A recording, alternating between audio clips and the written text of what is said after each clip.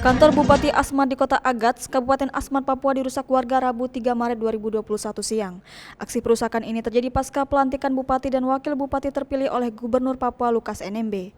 Dalam aksinya massa memecahkan kaca-kaca bangunan perkantoran yang berada di lingkungan kantor Bupati. Tak hanya kantor aula di depan kantor Bupati juga tak luput dari aksi perusakan ini. Diduga massa tidak puas dengan pelantikan Bupati Asmat, Elisa Kambu dan wakilnya, Thomas EP Savanpo untuk periode 2021-2024. Pasangan Elisa dan Thomas sebelumnya telah ditetapkan sebagai pemenang pilkada oleh KPU Asmat pada 20 Februari lalu.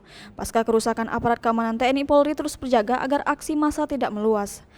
Bupati Asmat Elisa Kambu menyayangkan aksi anarkistis yang dilakukan massa di kantor Bupati pasca pelantikan dirinya dan Wakil Bupati Asmat. Menurutnya proses tahapan pilkada sudah selesai, bahkan sudah sampai di Mahkamah Konstitusi. Elisa pun meminta polisi mengusut tuntas aksi perusakan ini.